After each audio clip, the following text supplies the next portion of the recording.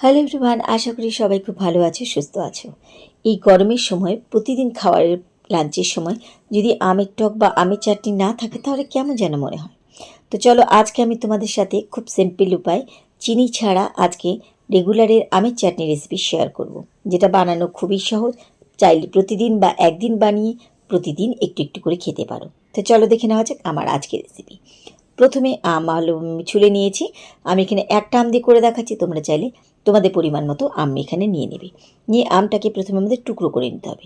তুমি চারকোনা টুকরো করতে পারো বা এরকম লম্বা লম্বা যেমন খুশি টুকরো করতে পারো, এতে কোনো অসুবিধা নেই।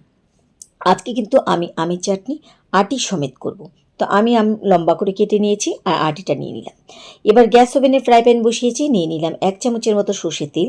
তেল একটু গরম হয়ে গেলে প্রথমে দিলাম একটা শুকনো লঙ্কা ফোড়ন, আর সাথে দিচ্ছি একদম সামান্য পরিমাণে সাদা সর্ষে ফোড়ন। সাদার জায়গায় তোমরা কালো সর্ষে এখানে ফোড়ন দিতে পারো।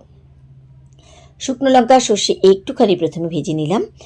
শুকনো লঙ্কাগুলো যখন হালকা একটু পোড়া পোড়া হয়ে যাবে, এটা হালকা একটু চাটনিটা ঝাঁঝ করবে, তবেই ভালো লাগে খেতে। এবার দিয়ে দিলাম জল। আমি যেহেতু একটা আমে বানাচ্ছি তাই জলের পরিমাণটা এখানে আমি হাফ কাপ দিলাম।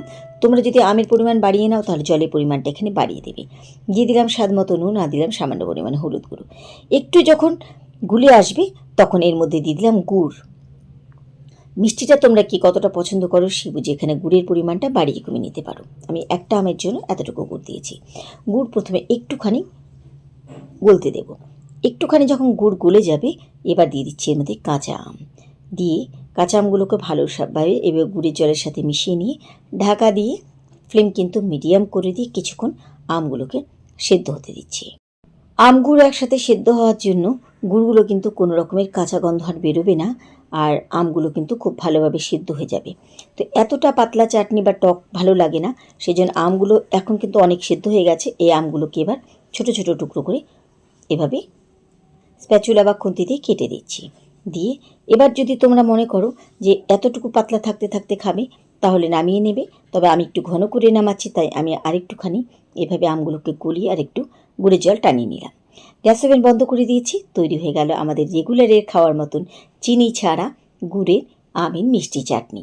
আশা করি আমার এই যে খুব সিম্পল রেসিপি তোমাদের ভালো লেগেছে। রেসিপি ভালো লাগলে বরাবর মতো লাইক শেয়ার করতে ভুলো না। তাহলে আজকের মতো সবাইকে ধন্যবাদ জানিয়ে এখানে বিদায় নিচ্ছি। ফিরে আসবো আবার অন্য কোনো রেসিপির সাথে অন্য কোনো দিন। সেই পর্যন্ত সবাই খুব ভালো থেকো, সুস্থ থেকো।